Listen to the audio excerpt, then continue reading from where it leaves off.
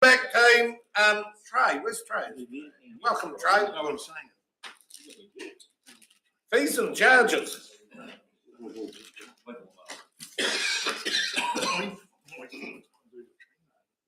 Good everybody.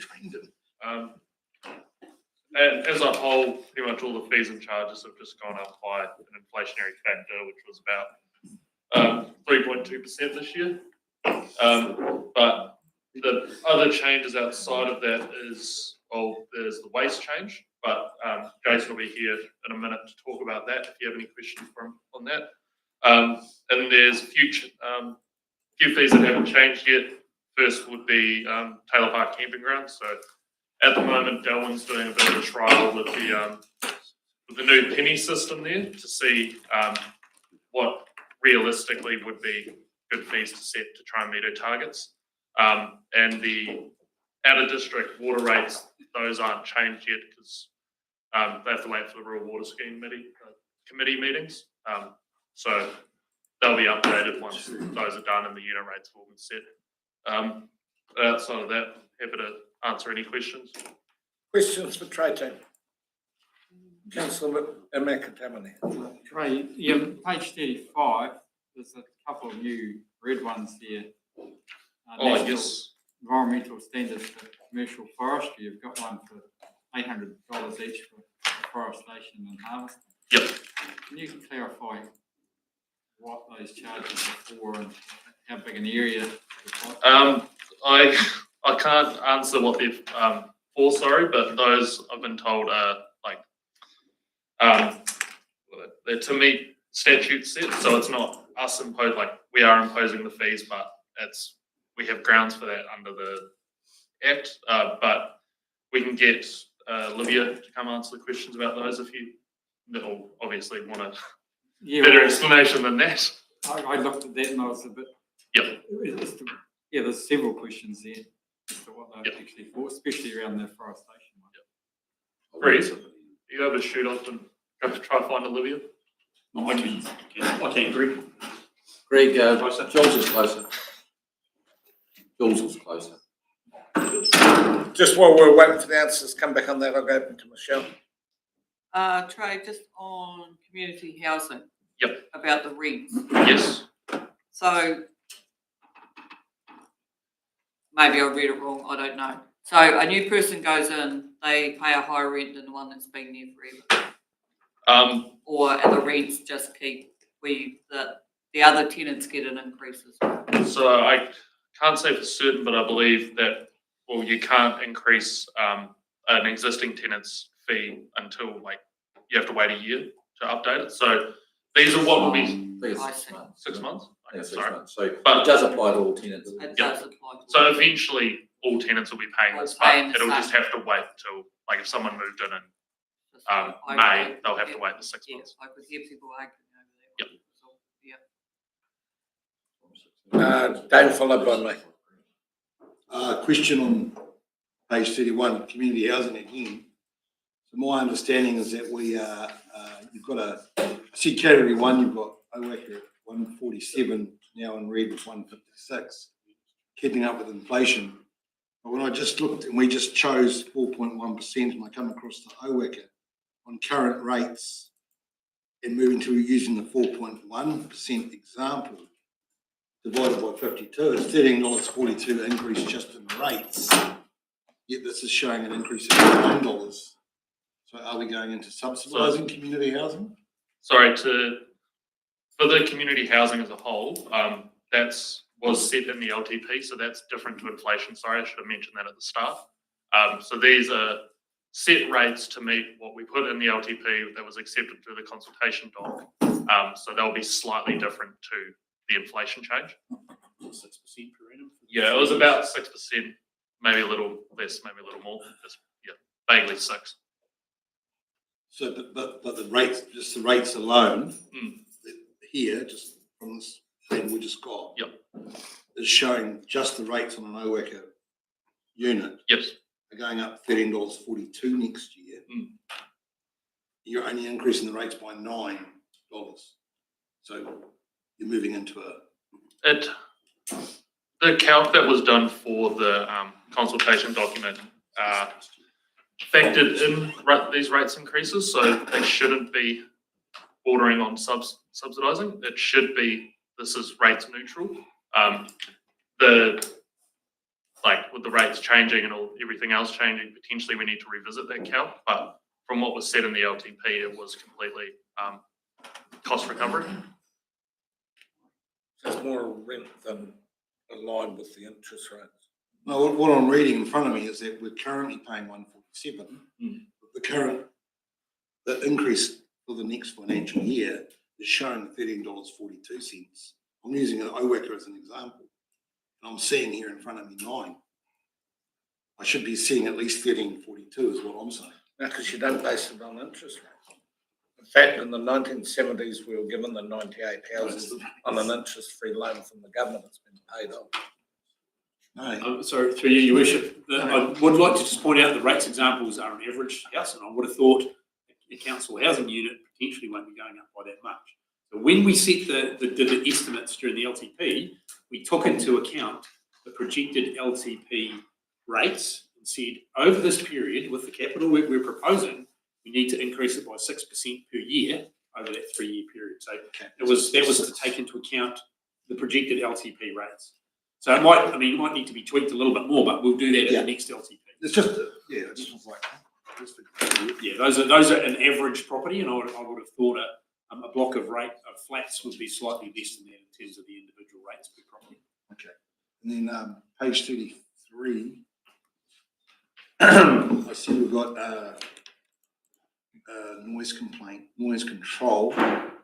So there's 2 brand new charges, is that correct? Issue of excessive noise direction, breach of excessive noise direction.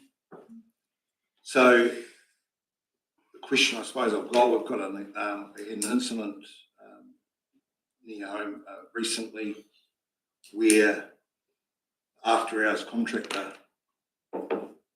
didn't come to those noise complaints. So is this to cover those costs of the exorbitant costs for after hours services, or so is the actual people creating this noise going to be charged $500 to recover costs? Through your worship. So as a lot of the councillors will be aware, we looked at a reduced level of operational service for noise. As part of that's the fees that are in there are actually fees that we can cover under the Act. And so we want to be more transparent about what those fees are. We are looking a lot more closely now and being proactive in terms of the level of discretion we apply for what we attend. But it does mean that when we attend a noise complaint, we'll be looking a lot more closely, and we've been more transparent about the tools that we've got to fine people if we consider that the noise is excessive. But there is a process we have to go through for that. So, Olivia, the excessive noise direction, the amounts for that is based on legislation, is it? That's right. Yeah, so it's just a matter of that it hasn't previously been known, and it's just put into the fees and charges so people are aware that this is what you're up for if we do apply that legislation. So, Olivia, are we going to turn up? Are we going to turn up when a genuine noise complaint is laid?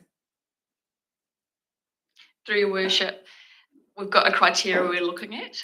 And so if there's been repeat instances of call outs to a particular address, then the contractors will be sent. The challenging thing is with noise is that if we do not catch people making noise at the time our contractors are there, we're very limited with what we can actually do because we've got no proof that the noise under the Act that the noise actually occurred. However, if we do catch them making noise, that's when we'd be looking to fine them.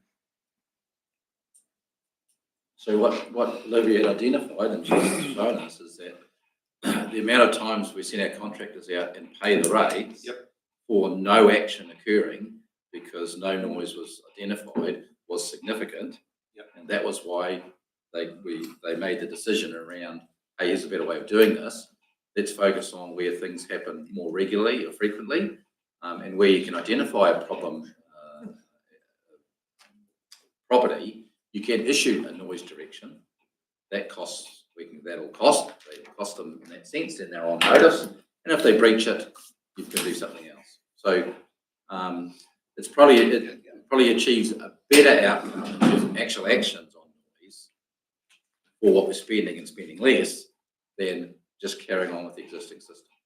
If I can add to that, Steve's correct, and we'd crunched the data for the last year, and over 75% of the noise call-outs, we didn't actually catch the people doing the noise. So we're spending a lot of money on contractors and not actually catching the people. But this way here, we use more discretion, but when we attend, however, when we attend and we catch them, that's when the fines will be coming in. There's nothing more frustrating than being awake all night and having the threat that I'd hate to take the threat away as such. But just so we know what we're doing, we've got Simon's question that needs to be answered, then to me, then to Bruce. Simon, what was the question? Yeah, Olivia, two new charges there on page 35 around commercial forestry. Can you explain $800 fees? Can you explain what they are for and how, what you're going to use the money for? Through your worship, thank you. So I'd mentioned at the last standing committee that our team was looking a lot more at compliance forestry in the district. So what has happened historically is that we would get forestry notifications, which is required under the NESCF, which is the Forestry National Environmental Standard, and that would be them applying for a permitted activity. Now, because of resourcing, we hadn't always undertaken some of the compliance because of the sheer volume that we would have liked to. Now we've changed that focus, and that means that every forestry notification that we get coming in, our team, so the planning team, and 3 other teams will be assessing that notification to check that it's compliant. The $800 comes from looking at it's approximately $200 per hour of staff time, and we anticipate there'll be 4 hours spent on that. We also looked at Southland District, and they charged that same fee of $800 also. So that is where we got the fee from. So how are you going to do it? Are you going to do it on a per hectare basis or on a... That's what concerns me, that forestation fee.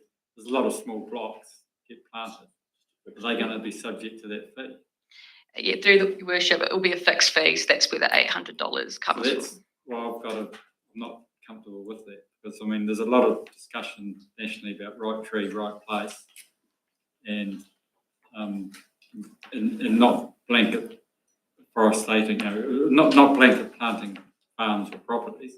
There's a lot of people do some pretty small blocks of trees, and yet you're saying that if someone planted their whole farm out, they'll be subject to the same fee as if someone put in 1 hectare. Through your worship, we're looking at the cost recovery for our team, and it's the same when we're processing resource consents.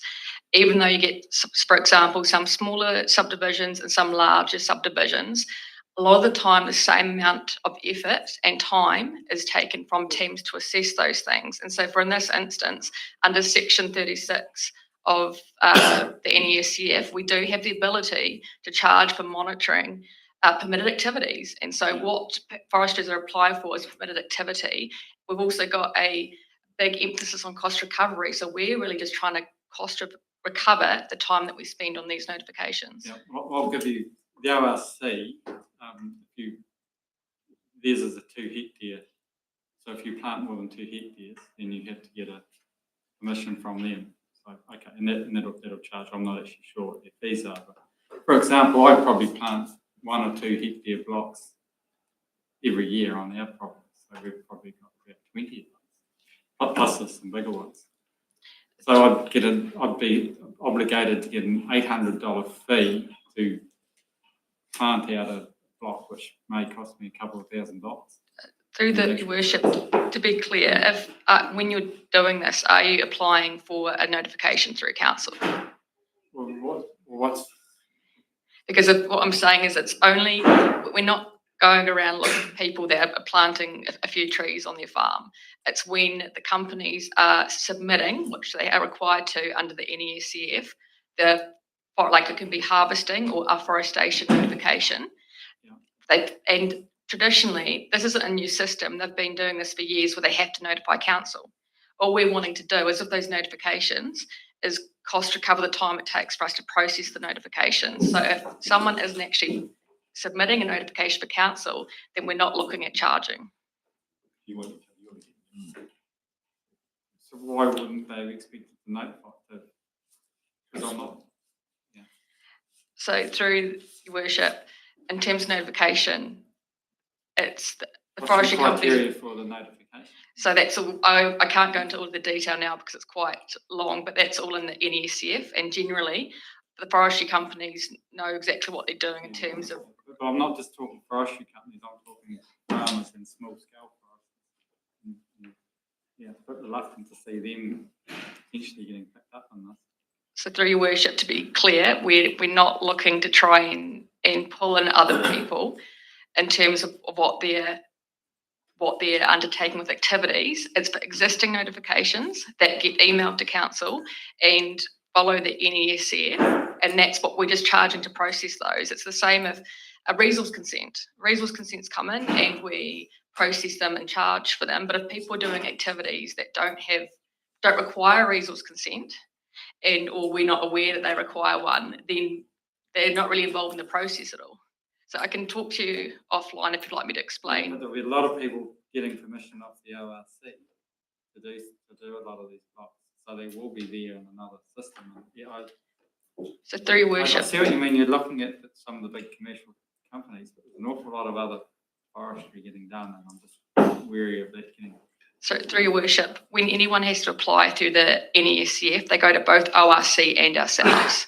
So anyone that's going to the ORC for the notifications should also be coming to us to do those things. And looking at the notifications that we've had historically, they've been for forestry companies. So potentially there's some people planting trees which haven't met the threshold of needing to think about the NES. But anyone harvesting will be having to do that on most blocks. Through your worship, yes, but that's always been the process there.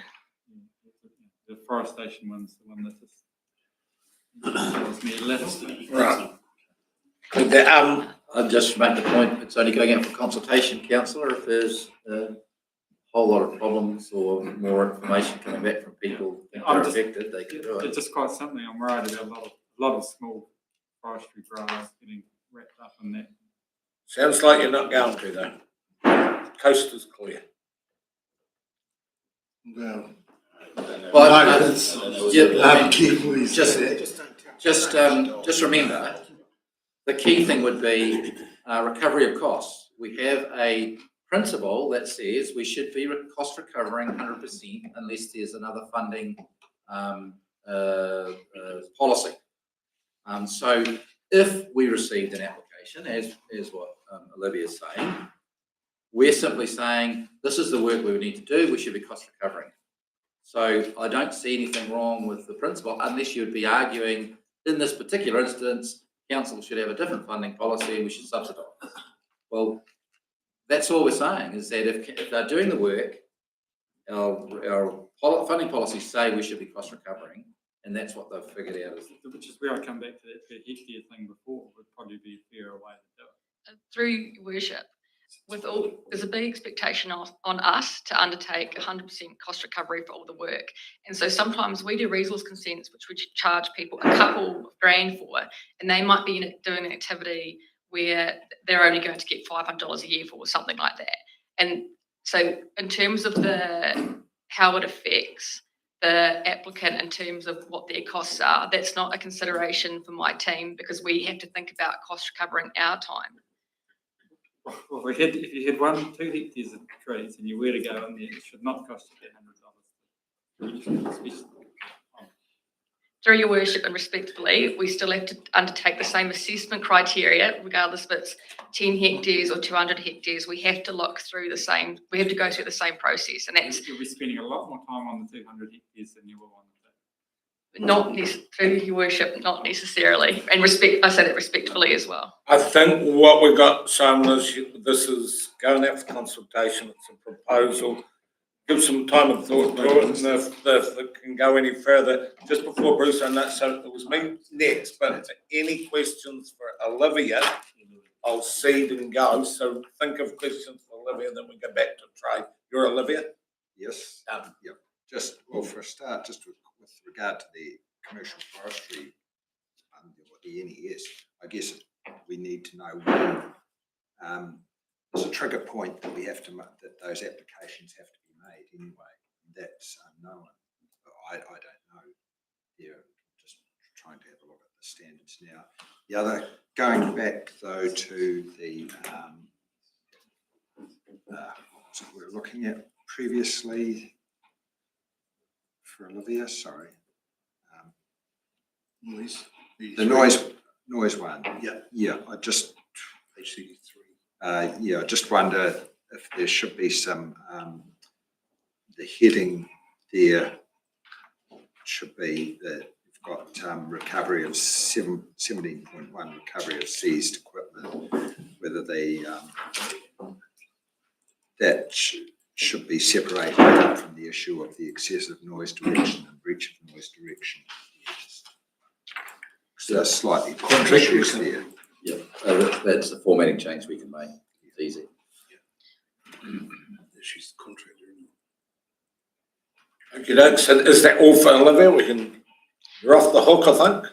I could, Are we? through your worship, I could add one more thing, because Jules Yes. just showed me something. Can you bring it back? That aspect? Oh, yeah, there's about 10 different criteria that define whether the forest is covered by the NES or not.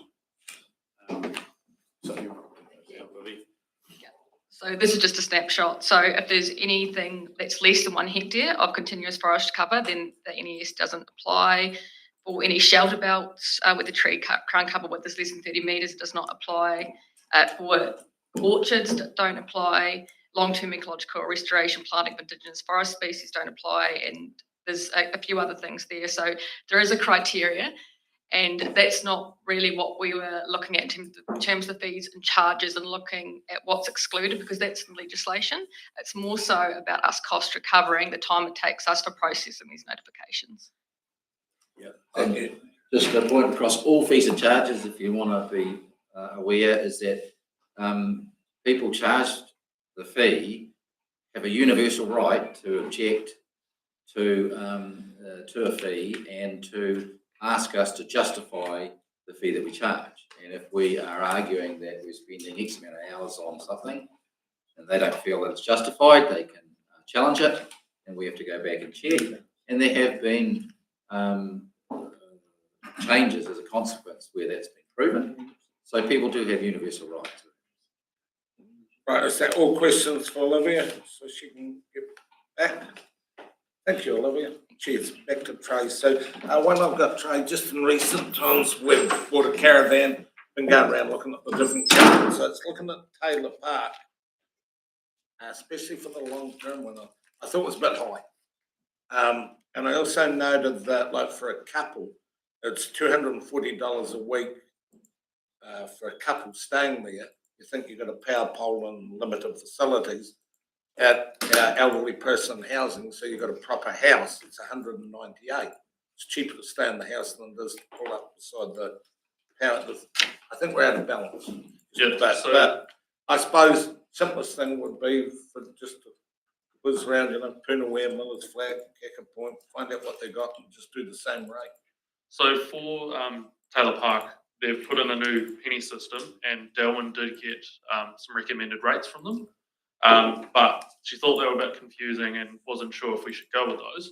So she thought she'd put in a trial of keep it the same as it is with the new system, see how we get on, and then either, from what Delwyn finds, we either stay with it, we adjust our current fees, or we change to penny structure, which she's currently going through now. And before the next council meeting, she'll know how that has resulted and what potentially we should change our fees to. Because I can let her know that. It's funny because around the district that you go down to Katangata, you look at the Balclutha one, you go down to Waka, they're full up of virtual permanents. There's a lot of permanents, and definitely in Katangata and Clutha, but Milton's empty. Why? So maybe we're just a wee bit over what the local ones are doing. Yep. So just something to look at and find out what Dennis and Smart and the likes are doing. Going. So mine is page 40, and would like to know Tokawiti Area A has gone from 19,089 to 19,700, and Waihola from 7213 to 7445. Why the bigger jumps there, please? They should all be within inflation, and I've just rounded them to a number, so they might be different by inflation by $5–10, but it should be pretty close to it. Right, Just rather than having cents and like not nice numbers, I've just made it nice and easy. just like when you look at Tapanui, it's 4236 and it's only gone to 437. But like I say, Tokawiti's gone from 19089 to 19700. Which, yeah, that should all be the same percentage. Okay, thank you. Okay, team, who it, Dave? 42, page 42. Swimming charges, I see there's no adjustment for inflation. I just want to give you an example that we actually, being community pool down in Owaka is $5 adult and child, casual. And then we have a family, we have a seasonal key, 150, and also we charge our local area school as well. I just believe that those charges should be higher.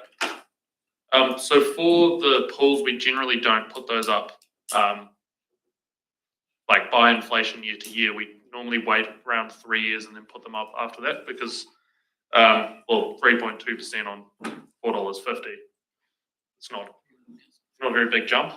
So what I'm saying is that we're paying $5 Yep. adult and child. Yep. So And then our local school kids are being, the school's also being charged. They're subsidising that. Yep. As well. So potentially that's a model Holly could look at, but so she updated these 2 years ago. So for the next round of these fees and charges, we'd be expecting some increases there. But I suppose if that's something you want to look into, of having it all the same for children and adults, that's something we can talk to Holly about. Well, plus if the general thought is under the current circumstances, you're prepared to not wait for the 3-year adjustment, and that you should make a jump up to it. Well, that's your prerogative. We're just showing you what the normal system would be. That would be for you to say to us, hey, we think you need to do the jump now rather than wait another year, and come back and show us that. And the argument would be, you're moving like in 50-cent slots and other bits and pieces and things, right? We would just need to get your direction around that side of it, because currently, as you can see, the system isn't doing that. For me personally, I'd rather than do it, I'm looking at fees and charges for this, that we went through and looked at the swimming pool charges with an item coming to council, because really in this inflationary pressure, do we need to go and grab 50 cents more off a kid to go swimming? Possibly not. The issue, your worship, like we normally talk about, is that when you make a decisions after consultation, it's really hard to go upwards. It's always easier to go down. And so we're currently not proposing anything because that's the normal system. But the suggestion is actually you should make a jump now. Well, that's the other decision you can make. I'm just saying I don't feel the love for it, but I'll throw it out there. Councillor Martin. Your worship, we were scheduled to have a swimming pools workshop, which we haven't yet. And would this not be a good topic then to be discussing? Because Kelly's got a lot of homework around this, and like Steve said, we're going to do it. We need to do it now, and I think bring it into line with the rest of the district's communities. Now's the time to do it. Despite the 50 cents that you do feel for the children, and Councillor McAtamney's fees, it is a users pay society. So you're saying rather than wait for Kelly and do it in a No, structured as way? I'm saying, why haven't we had that workshop? Yeah, that's how we should do it, is the workshop. Exactly. Not So why don't we fast track that, discuss that? when are we doing the workshop? Consultation. Well, because your worship, we through the work program, we identified a number of the things that have rating impacts that we were shifting through to the LTP program in terms of a number of reviews that have an impact, and the swimming pool review and things like that are ones that are going to have, may have necessarily big rating impacts, right? So those are all part of ones that are going to be worked on through this year. So they're not connected to the annual plan. So they're not connected. So you're still left with the decision, which you can always make, as to whether to keep the fees as they are or to increase them. Everyone's thoughts. Mumble change, $5 something, what? $5. Yep. In line with the rest. Schools, for cost recovery, how much you want to cover costs? Bruce, Dunedin raised theirs recently, didn't they? $6, isn't it? I thought it was more something like $8. Yeah. So, Correct. and what happened? They got crucified. Mhm. Swimming pools aren't there to make money, and I think that that in today's the way things are today, if you want to stop people going to the swimming pool, let's bump it up. But the thing that is affecting people today is individual debt, which is created by government passing everything on to us, and then we burdening the ratepayers and everything. So because we don't have to make money on swimming pools. Maybe we don't want to take that away from the people that might barely be able to afford now. Some things you've just got to take a hit on, unless of course you're in business to make money. and I spoke a while ago on this. To me, your swimming pool is your health and safety, health, getting the kids out off their computers and phones and everything, and safety, learning how to swim. And if you make it, it's too expensive. We all live close to the sea. It's just a concern. The adults may be able to go up a bit, but I don't know about the child swim. That really concerns me. John, If you go back to Councillor Catherwood's original statement, the other districts' pools are charging over $4.50. They're charging $5 now, so their pools are no cheaper or no dearer to run than there's pools on this document. So what's 50 cents? Other community pools are charging that already, and you're saying that 50 cents is going to break the bank. Yeah, like, come on. We are talking cost recovery, because that's why we haven't had this workshop, because Balclutha and Milton have had their pools, their glamour, and all the district pools are suffering, they're struggling. But yet the kids still pay $5 to go for a swim. So what's special about the Milton and Clutha kids? yeah, like, to me, we're here as a district rather than pinging one off against the other. And really, Well, yeah. I didn't turn up today to look at 50 cents. No, if we're down to this process for 50 cents, well, let's take it to $10. It's not what I wanted, but in fairness, if the overall is to do it, let's do it. But, I'm going to go.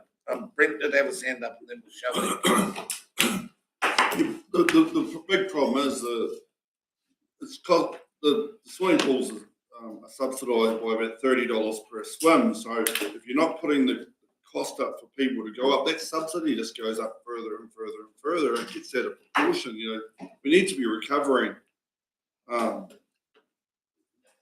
certain amount of the cost. Otherwise, it just becomes a total burden on the ratepayer and the percent that never use them. You know, we run a community pool. I know the costs of running a community pool. Michelle. Yeah, you don't want to hear it, but let's chuck the 50 cents up. We've done this before. If you hold things for too long and then you do the jump, that's when you get everybody goes back. So, you know, don't wait for 3 years and then, by then we need it to go up $2. So 50 cents at a little bit at a time is easier on people's pockets, and the schools and that should be paying education department need to come to the party and pay their share for the children to swim. Yep. So know that I'm not getting done. Yep, got you. Know that we're going to get there. I'm going to have a vote as such, an indication. So be prepared. I'll go to a couple more speakers. I've got Ken. I'll go to one more. Then we're going to sort this 50 cents out with a show of hands. Ken. Thank you, Your Worship. Never ceases to amaze me how the small things take so long sometimes. Look, I'm really relaxed about the status quo, given that next year might be the year that we are going to put it up that 50 cents, and it's going to go to $5 anyway. I could swing both ways at this moment. I'm sitting here trying to make a decision either way, but I'm quite happy with the way it's written right now. Okay? Swinging both ways. Right, there's no hands clicking up, so we'll be putting it not to a vote, but for an indication, $5, put your hand up. Keep them out. $5 it is. So And effectively, so, And schools. well, there's two different things. So what we would be taking from you would be 50 cents, I thought was a general consensus. You said $5, your worship, but It was $4.50, wasn't it? So yes, now but it there goes was to senior $5. citizens at $4 and children at $3.50. My understanding was that the consensus was to considering 50-cent increase. I know Councillor Catherwood was suggesting that we combine a number of them, but I'm assuming that really what you're saying in general was to support. Right, we'll do it again. 50-cent increase. All those in favour of 50 cents across the board increase, raise your hands again. Yeah, that's still passed. Still passed. Done. So 50 how cents do you across the go board. about charging the schools then? Oh, that's a different discussion. Yeah. So for the 50 cents has had its time today. We'll now move on. For a bit more clarification, for the 10, 25 and 50 swim concessions. We'll Yep. sort No, it that out. was going to be my We'll question. sort it out. Pro rata increase those. So Is there any other fees and charges that we want to done? Concerns of quite a lot of people in your district, Wayne. 42, trade waste, category 3. So I got given a bill for $400 for one of my properties, a food van that produces zero trade waste. And I'm needing now, looking at this charges, maybe I'm misunderstanding, but description equivalent to domestic demand. Example, hairdresser, takeaway, restaurant, bar, school. Total annual charge is $723.96. Like, I thought this thing lasted, but your trade waste lasted quite a few years. So, if you want some clarification around that, well, probably, yeah, it's been classed as one. See a motel that could have a laundry and camping grounds with laundries, pumping tons of probably clothes water down, classed as category 2, coming in at $8.36, and a little wee food van that's got its own grease trap that gets its own grease trap certification from its food registration, independent of council, and now I've got to come up with another $723. So through you, your worship, if I could just explain, the way the trade waste was set up is there's a fixed charge that's the same as what a household pays for its wastewater charge, and then there's a volume charge on top of that. So these are examples where for number 3, for example, it's where they're using twice as much as we would expect a household to use in terms of water. And there's an assumption that a proportion of that will be becoming wastewater. So there's where it's a fixed charge and it's not using any more than a household, it's the same as a household's paying for wastewater. Where it's using a lot of extra water, that we assume 80% of it's going into the wastewater system, then there's a volumetric component on top of that fixed one. That's why the calculation shows 650 minus 366, which is taking off what they're paying through that annual wastewater charge. So if you only use less than 366, there'll be no additional volumetric charge. So that's just to explain the theory. When we put it in, we were trying to be absolutely fair to an office that doesn't use any more than a household, that won't pay any more than a household, and that's under category 2. But category 3 is when you've got potentially higher strength effluent than a household, and then there's a volume charge on top of the annual wastewater charge effectively. So then, if it used 10% of domestic, would it get a reduction? No, you pay the annual wastewater charge. You don't get an additional volume charge. Just like a household that's got a granny living in it, we haven't moved to volumetric charging for wastewater for households. So you pay a minimum and that covers all those fixed costs. You only pay extra when you use over your annual allocation. So then I'm reading that I have a food registration independent that comes for the food registration permit annually. That entails the grease trap. I now have to have another inspection from the District Council with an inspection fee of $290 as well, when that contractor is already doing that job. Different people looking at your setup because we're concerned about protecting our wastewater infrastructure. So it's not the same people who'll be looking at it. What we did do though, you'll recall, It's the same we company. just, we had an argument debate when we were talking about the grease traps, for example, that there was a particular charge through the tradeways for grease traps, and you were still getting inspected by the health officer for exactly the same type of inspection under that registration. We eliminated that, so they're not doubling up around that grease trap inspection, for example, because we made it work under the food registration inspection. As an example, where people complained, I had a deputation in my office from takeaways and that in Belpetha, and we looked at it and well, they were right. We were doubling up on something that wasn't necessary. So then what are you inspecting?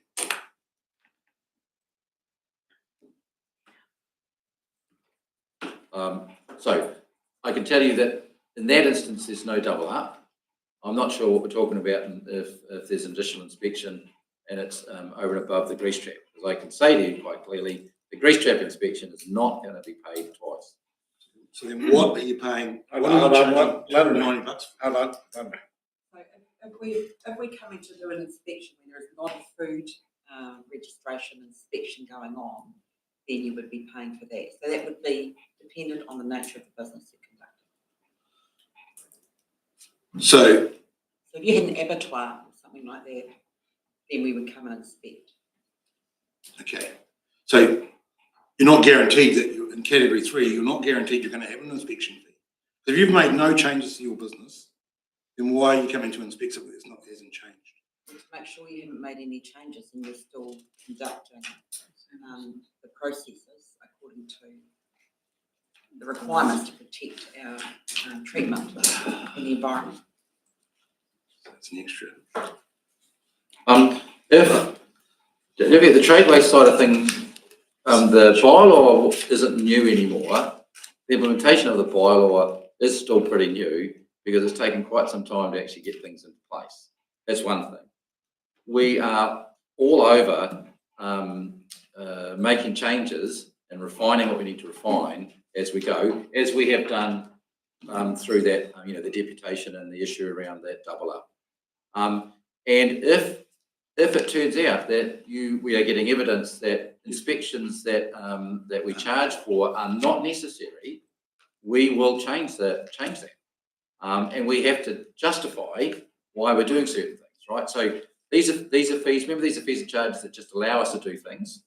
I totally agree. We want to be efficient for businesses, and we should be subject to challenge about things we're doing or we're not doing. So I got no problems around that side of it. And the system is there that people that feel unjustifiably charged that we should be reviewing. But the system allows us to, these are just fee categories that allow us to charge. So where do I go from here? So I've got a property that's been classed as category 3 that uses 10%, would use less than 10% of a domestic dwelling.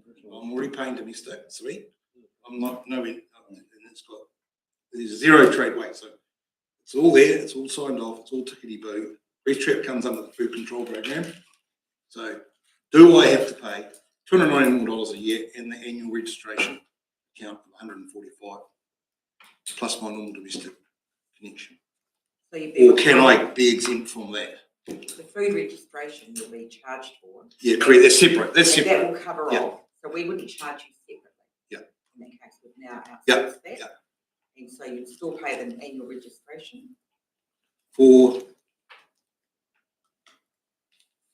That's the requirement to check each month, to apply each year annual.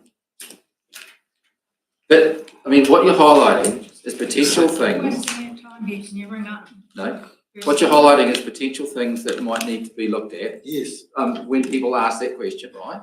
But the point is that's what the current bylaw provides for, an annual registration. That's what was approved. That's what's going to be charged.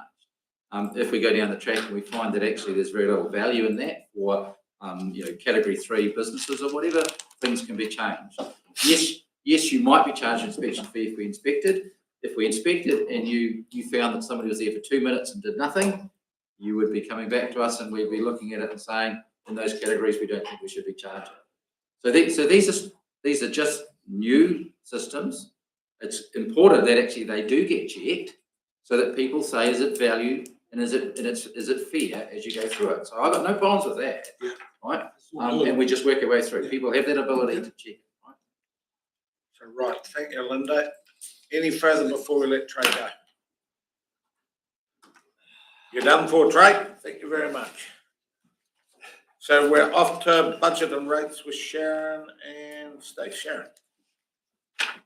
I think Sharon has gone and done some new printing for you as a result of the assumption change that you made in terms of cost of finance. So the rates examples and the overall rates, including the water rates, and that are just being provided to you now for new copies. And that's what we will work with for the next section.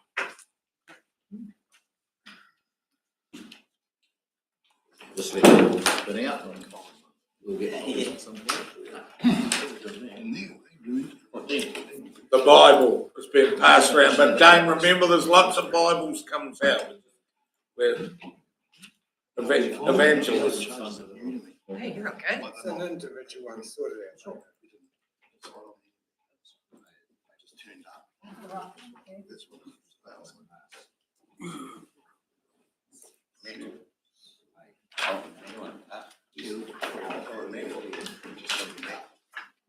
In light of fees and charges, you have to pay for that.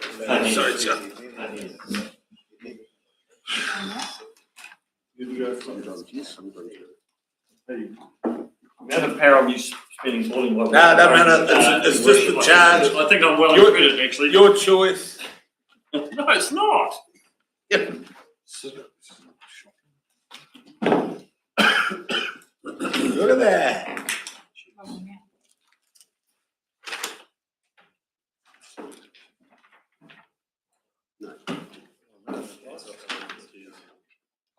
Didn't change anything. Yeah. Yes, you did. It's still what, we're 19. 1661.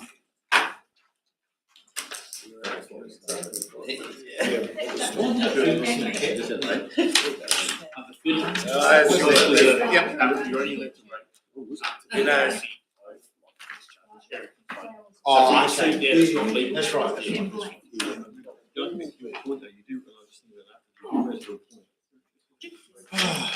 We've got to make sure we're below that.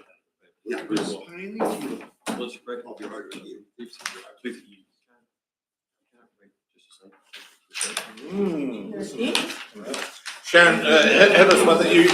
You get going and we'll have some reading while you're talking. Thanks, Your Worship. I probably don't have too much to say. I'll give you a chance to look through it.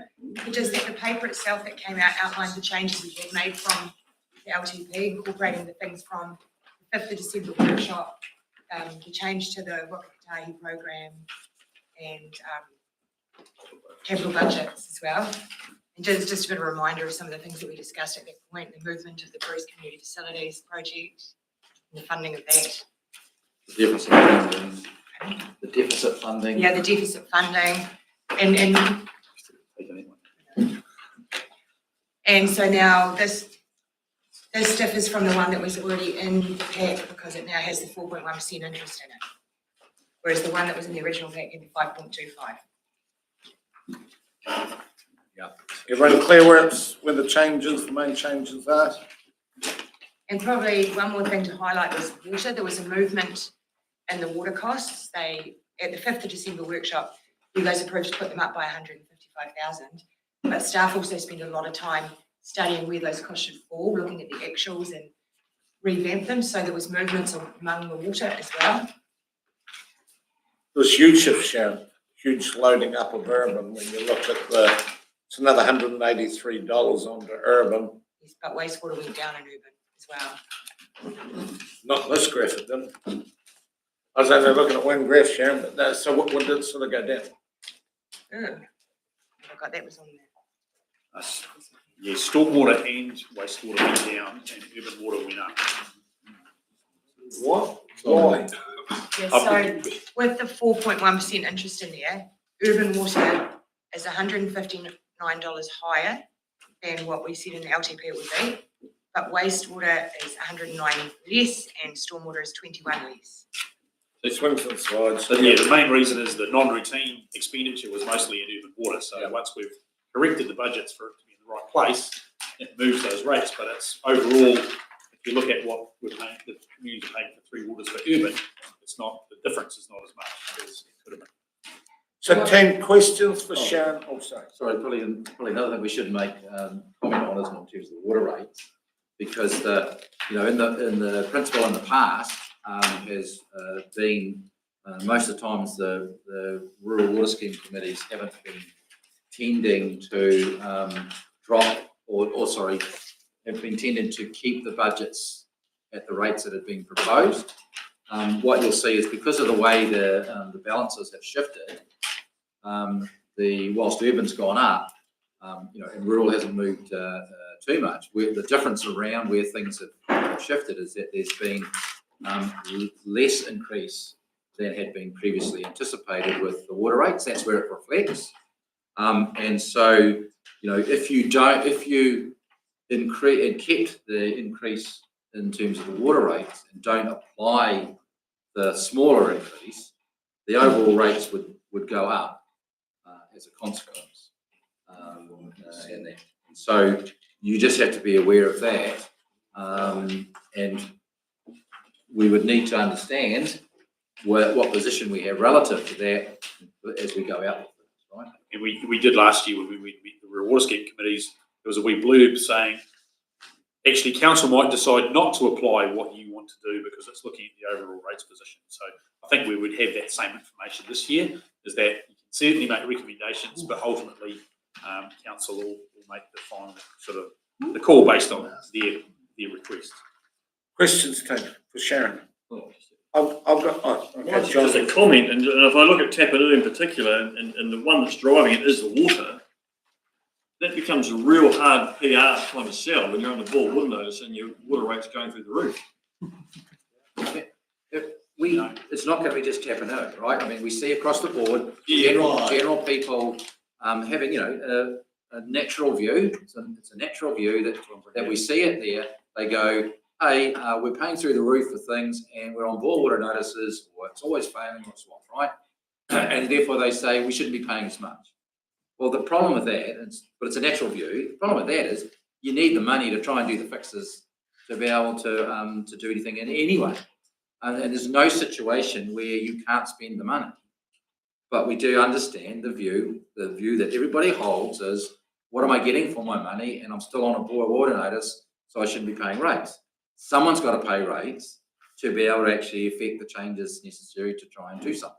That's the conundrum we're in. But it's a natural view. It is a conundrum, you're right. Yeah, that's what. Thank you. So yesterday we met with the minister, been talking with DIA, been hearing from, like the DIA rep came down pre-Christmas. It's all changing. Cavalry's coming over the horizon. You're about to be saved. I know these figures only go out 2 years. They're not a 10-year Bible, and that's understandable. But I'm not seeing any cavalry coming over the horizon in these figures. Is there any of the changes, any of the DIA we're about to rescue reflect in these figures? Because I'm not seeing one penny. No, Your Worship, and they can't, because as we discussed, any of those changes really, where we would see that would be in capital program changes, and they are future changes. So they do heavily impact on that 10 year. You know the answer. I knew that, yeah, but there's a reason for answering the question. So yeah, we know why. Our problem is that as we go into this afternoon's papers and as we go into Water Done Well, the other 3 councils' projects are like that. We go first and we go fast. if we keep wearing this, if the cavalry comes out here, they're bloody used to us. We've already done ours in the next 4 years. We're doing it from an urban, which is driven by 3 waters. We're doing a 28, oh, well, now we're not. We're doing a 26 and a 24 or something. We're loading up 50% of the rates in the next 2 years. If it keeps going, this cavalry that comes over the hill, I'm looking it up, and it ain't there for Clutha. We're an anomaly that they're prepared to wear. Your Not worship, one penny's coming through these boxes. but your worship, when we talked about it, we did say, where is the balance of the costs occurring? And in the early stages, it's around the water side of things, whereas the costs further out are more around the wastewater side of things, and that will be heavily impacted by the standards of bits and pieces. So our problem is, we don't see that we're going to get much joy from regulatory changes and other bits and pieces necessarily around some of the standards. We'll be interested to see where they're going, where they are going with water, but it's heavily loaded around the water side. Yeah, the timing of the projects means we go fast, real fast. And there has been, I think one council even suggested, I know one council suggested that, and the meshing in of the harmonisation, because if we're there, just all bets are off for the next 5 years. If it's going to take that long to merge all these 3 waters and all the things, stop your consents pushing some councils over the cliff and others, oh, thank God, we're just there in time. But they're not going to do it. So I don't see anything that saves Clutha out of this, which is so frustrating. But anyway, questions for Sharon? John?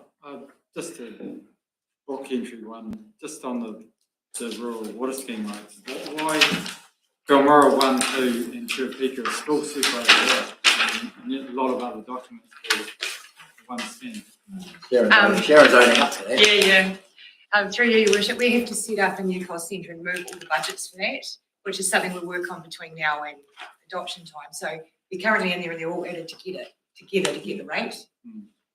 So they're still separate in our system, but we do need to take all the OPEX costs for each of them, add them together, move the projects and come back with a new one cost centre approach. So they're all added together.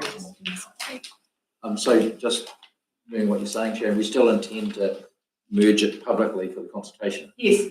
Which is what we did for the LTP last year as well. Who's doing what? Anyone doing anything? The Bible always takes time to morph it in, Sharon, but well done. We're heading in the right direction. Questions for Sharon before she goes? 24%. Yeah. Right, thanks, Sharon. Is there any discussion needed with the pages and the? It's all pretty self-explanatory. Yeah, only one I wanted to note on the was it 23-24 last year.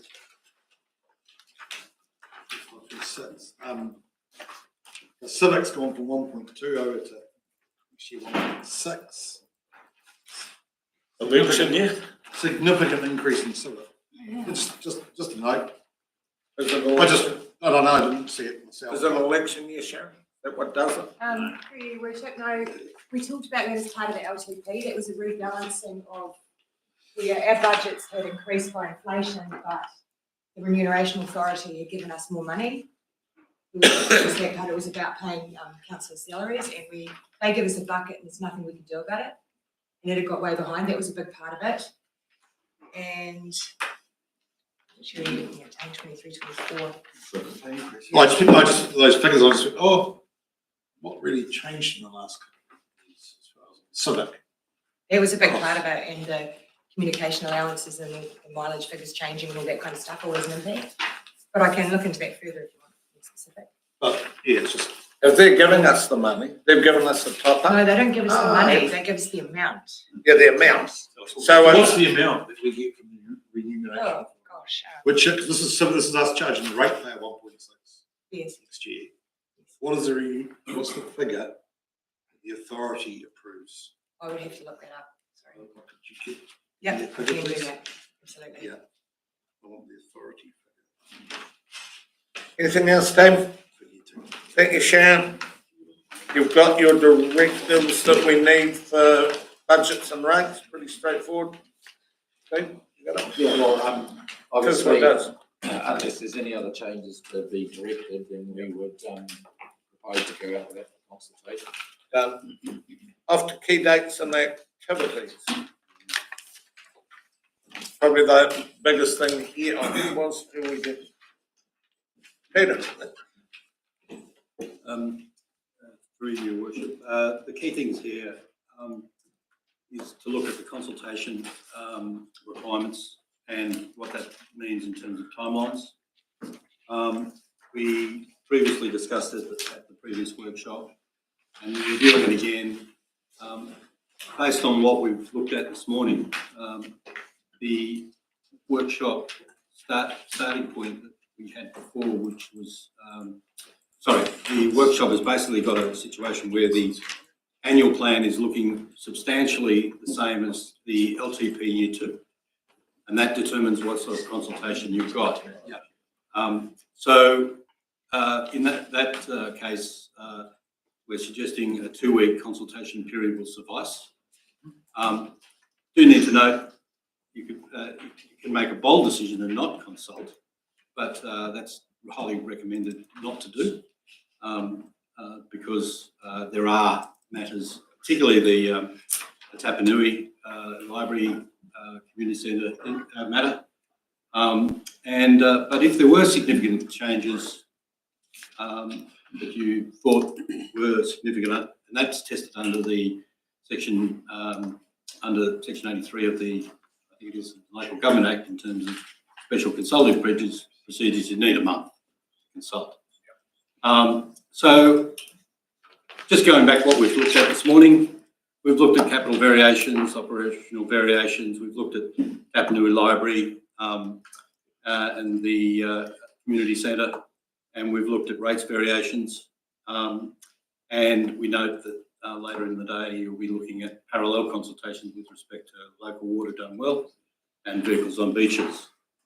So what that means is, I'll just stop there. First question is for you, Your Worship, do we stick to a 2-week consultation period? Yeah. And I'll ask that question. So it's also in the bigger light of everything. So let's consider what a 2-week consultation period is. Well, you should be well aware there's already static out there, shall we say, of attempts to take over the annual plan process and run their own public meetings and gather up everyone behind our backs to give the real facts. And we're going to be conscious that we have an obligation to ensure the consultation process that we're in charge of is adequate to ensure that the community understands. I was nervous when the Tapanui Hall was still there that would trigger a significance and there should be greater consultation. That's gone back a bit now, so I don't see anything of significance. I don't believe there's a significant item in there. I'm open to that, but I don't. But if we're going out with 2 weeks consultation, I don't want to find out that everyone's running off to a public meeting held by someone else with gibberish instead of facts. If the meetings are going to be held, we're holding the meetings or we're holding our line. It's one or the other. Because for councillors to turn up at a meeting, unsubstantiated stuff going out there, we're giving them credence. We're formalising their process. So what is it, team? It's 2 weeks that we're controlling, or are we giving up on the control? 2 weeks we're controlling. What does that 2 weeks look like then, Gaynor? Is it still soapboxes? Is that one meeting and then you could say, well, we'll have one meeting and no, you could say Tapanui's not. You could say, okay, let's say we'll have one meeting in Belpleto. Is that fair consultation when we've got such a big district? It changes it when you go one. If we're going to hold it and we make the decision now, we've got to realise what it means. Well, I'll start the ball rolling then, Your Worship, if you like. I personally, I don't know about these the soapboxes anymore. Yeah, I don't. We go out there, we get the same half a dozen people every time we go to an area, and we get the same story. So I think there's probably a lot more value as far as consulting with the community by having a meeting, and we've seen that in the last year or so. People can come to the hall and actually have a one-off shot of it. We've got all the councillors around the room, and we're all singing from the same. Yeah. So Kenny, I'm so that you know where I am, because soapboxes were mine and they suited the purpose. I got nothing out of it last year, other than a whole lot of misinformation and clatter. So Kenny, would you suggest the 2 weeks that we have how many town hall meetings? Are we doing the whole round? I think that's open for discussion, but we need to probably hit the hot spots, and we know what they are. We know Balclusen, perhaps Milton, Clinton. Would it be fair to say that we've adequately consulted, there is no variations, there is no significance, that we've adequately consulted and everyone's had a chance if we had a public meeting about Clutha and Minton? Does everyone feel that's fair? Because if you don't, you're heading back down the soapbox road. Still have meetings. I think, Your Worship, when we, if I could just, I know you have discussions and that sort of things, but when we first discussed before Christmas around what we were looking to propose and the issue around variation of LTP or non-LTP, keeping things as close as possible to the LTP, so we weren't talking about that. And when it was first suggested, because we did discuss it, about the 2 week side of things, the whole idea of the 2 week side of things wasn't to engage in a normal consultation feedback process where we went out to the community. That was what we discussed before Christmas in that sense. And so that's why we were proposing the 2 week period. It would be a departure from that, and that a little bit of a contrast to the 2 week period to also then build in public and community meetings and other approaches within the 2 week period. The whole point at the time, and you can change it, but the whole point of the time around the 2 weeks was to limit that type of engagement and just do it through the consultation document and the plenty of notifications and information going out there, but not intend to have community, direct community engagement over the 2 week period. That was what we discussed. Obviously, you can change your minds over that, but I do agree with you. You got to ask yourself what value you get from some of these things, and the 2 week period doesn't assist in that type of level of community engagement.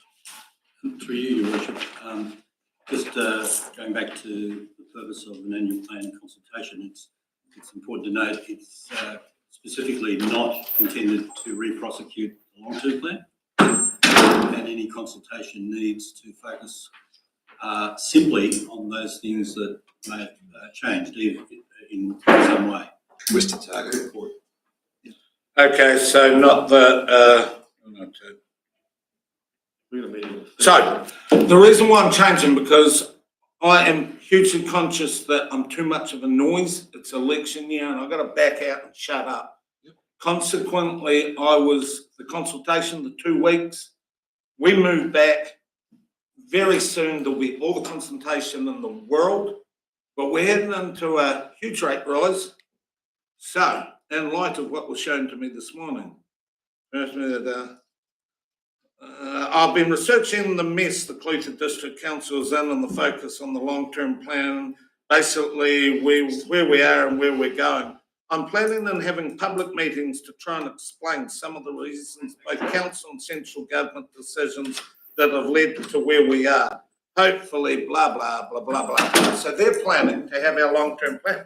I don't intend to have it, but I don't intend to have someone else put out a whole lot of gibberish. And we're left in that position where some councillors turn up to give it credence. The rest of us hold the line that we said we would do. So let's work it out now. Either it's our annual plan and we go to our public meetings, or we're saying what we're going to do, the 2 weeks consultation and no public meetings, and hold your line. Dane. Well, I held 2 public meetings in the ward that I represent, and I had our CEO with us, and we had very constructive meetings with the public. And I'd be intending to do that again because they don't actually still comprehend what 27% rate rise actually is. So I think it was very constructive, and I'd be intending to actually do that in my community again. Now, But- if other councillors want to come along, I'd be inviting. But Dane, this is where we fall flat. It is No, that's what we'll be doing. It is all we all own it. And when one goes off here, so you go, I think there and there, No. we're either all doing it. So I'm going to go to Oweka one night, Cape Point one night, Milton a night. I'm going to drive Well, over that's to what I'm Otago saying. a night. What are we doing? No, I'm going to go to Oweka one night. I'm going to go to Cape Point one night, and I'll offer it to Papatoa night. That's what I'll do. Because it's still 27%. So where are we, Tim? That's wrong, man.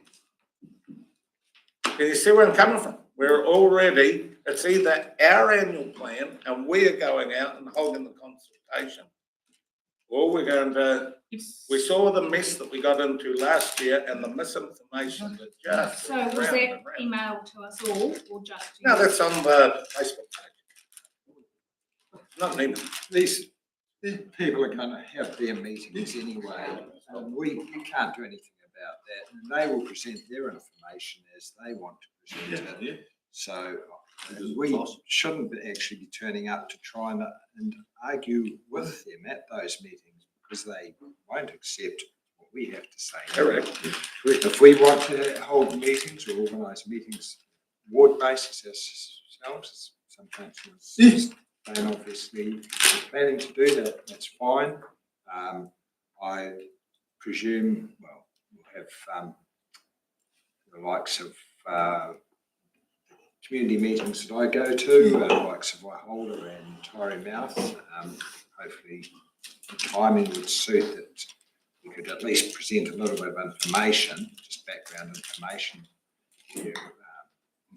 You've got 2 weeks for us. Those meetings. We haven't got the 6 weeks we usually have. I'm providing information rather than saying so much.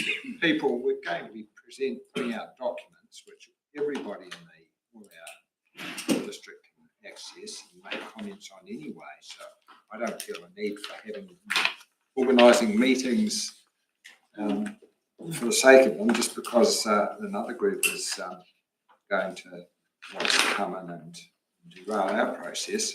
I think we can. But you said the right words, Bruce, derail it. We have got a responsibility as a council to articulate our plan.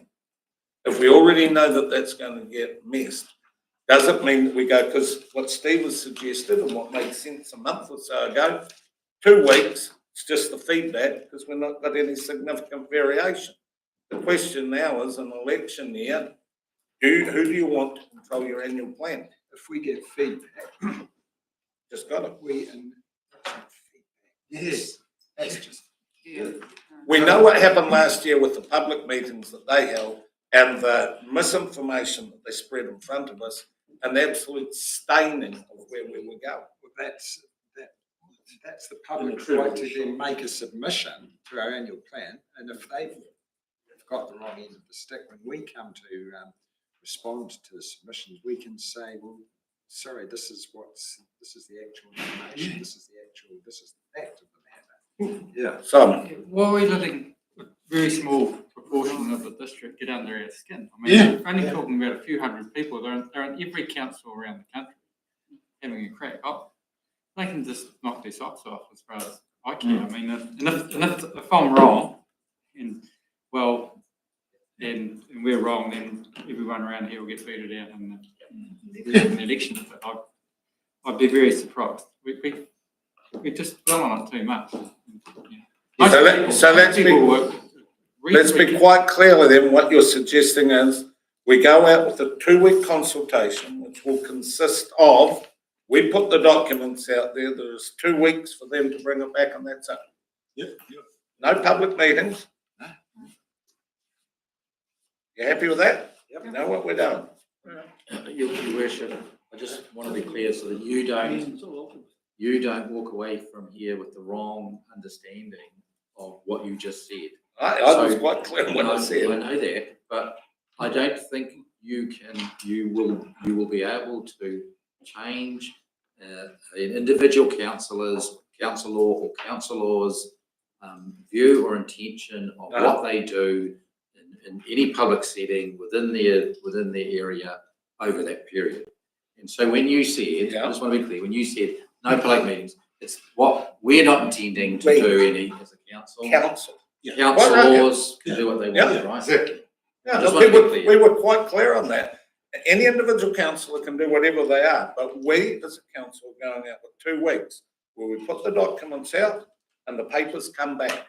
That is it. As long as it's our annual plan, it's not an individual council. It is only an annual plan, not a long-term plan. Yeah. It's only an annual plan. Yep. Everyone happy with that? Yep. Right. Yeah, I just want to support what Councillor Willards just said. That, I've been to numerous soapboxes, and I think we all agree. Like last time, it was just a diabolical waste of time. I'd rather go out for 2 weeks and spend more time listening to submissions to people who actually got something to say in the proper method, instead of a bit of a brawl like it has been. Yep. Great. I just haven't got time for listening to that sort of rubbish. But as for these other groups, they're going to be there. It's like Councillor Emily said, they're going to go out there and say what they're going to say, and unfortunately, they aren't going to say the right information. But as long as we've got their information right and listen to what they have to say, if they've got a valid point, we can listen to it. I'm not going to go out and listen to some riot act like we did at the soapbox. I think we are a team, Brian, and we will support each other as a team too. Like I'll be going to some of those meetings too, obviously. Yep. I'm mindful also of what pressures, if we had the meetings of our own, pressures that puts on the staff over that 2 weeks. Yep. That's a hell of a pressure. I would think they'd have to go every night of the week. So too much. Yeah, To go away from us doing it to an individual councillor doing it loses the structures. Team position will be right. Yep. Bruce. Just on what Wayne Phelps was saying there, you're walking into a brawl. It's only a brawl if you make it. It's you just keep calm. If you want to get wound up and worked up over it, mate, you shouldn't be the wrong game. Yes, You can go to the no.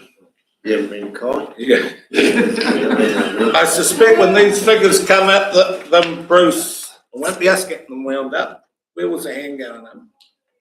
Bruce. Just one other thing about consultation. This afternoon, we've got some decisions to make on solid waste. I'm just wondering if that's something that we'll be asking the community their opinions on there. So we've got some flexibility now around what we do with solid waste as far as bringing or not bringing in bottles, glass and organic matter into it. So that's just raising that point. Fair point, actually. Yes, no. We need to discuss the process about how we do that this afternoon. It's less clear about the glass issue because there's already been a Gazette notice saying that we have to include glass by 2027. That wasn't changed when they did with those other regulation changes, but we need to discuss this afternoon the process by which we change our WNMP, because that's where those things have previously been identified. So yeah, we can certainly have a discussion this afternoon, but it is a complex issue. So where are we, Tim? So we got the direction from the council, your worship, around the 2 weeks. We're clear with that, so we've built that into the program. I think, Peter, you want to present the bits that'll of not conflict, but how things might work with other matters of consultation. Is that right? Which is this bit that you're going to talk about? Thank you. The focus here is on the annual plan in that handout. Some matters, the consequentials of the direction we've just had are the timelines indicated in the green box. That all dovetails mostly with meetings that we've got, but there might be some adjustments there. And I might just leave that on the table as, for a discussion when we get to the end of this piece of paper. On the right-hand side, in the blue column, there's a nominal timeline that might apply to dovetail with the work that you'll be discussing this afternoon. And I think possibly this will be beneficial for that discussion. I don't suggest that through you, Your Worship, that you consider that now because it'll be in light of what you talk about later. And similarly with the vehicles on beaches, but the piece of paper just lines things up, and it lines it up reasonably well. The two things I would note though is the consultation for, if you do a consultation on local water done well, it needs to be a month because it's a significant, actually, hold on, just might ask your advice, Steve. We think at this stage it might be, but it depends on what your decisions will be this afternoon. And I might have to check something. I just remembered something that might make that shorter, but I don't think so. I think it'll be a special consultative process. It dovetails with the Act as well. Similarly with the vehicles on beaches, that's a special consultative process. That would get started as part of the consultation document, but it would need to go 2 weeks after, and we can finish up there. And I'll leave it at that. Just the other thing, Peter, I think we just highlighting, isn't it, that we need an additional council meeting at that one on the 20th. That's the committee meeting, isn't it? Yeah. We need that. We had to build that in for the approval of the actual document, the consultation. So it's just going to be added into the committee meeting. The 20th. Which date? The 20th. Of March. It's already a scheduled committee day. We just have to build it a council meeting in there to do the approvals of the documents. Jules, can I check with you from the other day? You know that the other three councils as such, Waitaki, Central, Gore, didn't they say that they wanted to have their, because they're doing long-term plans, they didn't do an annual plan like us, they're doing long-term plans, and didn't they want clear air between the long-term plan and the water done well? I didn't think they were synchronising. No, well, they wanted to get all the councils doing the local water done well consultation at the same time. At the same time, And that is that sort of April, May timeframe. Yeah. After our consultation's finished. Because we were caught out this week just with the dates of the council meetings. Gore went out and announced everything that we're talking about today on Tuesday. And if we don't synchronise that, if we do go forward, one day it's going to cause a problem. So these dates that we've got here is based on what the four councils have so far been discussing for synchronised dates, which for us, we just highlighted against our annual plan. For the others, they'll have to highlight it against their LTPs. And that is just the nature of synchronising consultation. So the consultation will be three different documents. Could be 3 different times. We've got to decide At 3 different times, so that they're not all jumbled in together. So we'll have an annual plan, and then we'll have a separate one for vehicles on beaches. Possibly. Pending a decision this afternoon. And Local water done well. And water done well. Yeah. We'll work through how that comes together. Right, team, everyone clear where we're going? You've got your directions you want? Yeah, I think the point is, Your Worship, that this first half of the year is going to be a bit of a jumble of things, because our principles are usually to try and make sure everything's nice and tidy around consultation. We don't do it where we don't need to, and it's all combined where we can. This is going to be a bit of a mess around these external things that are happening, but there's a way we can make it work. And we have your decisions this afternoon. Easy for the public to get confused with it. Yes, it will. Anything else, team? Anyone want to mention anything else? Is that it? So that takes you to the workshop. Right, that's it, Your Worship. Done? Workshop. Has anyone got anyone coming to public forum that they know of? We'll just close the workshop line. Oh, yeah. If anyone can tell me a public forum that they know of. Priority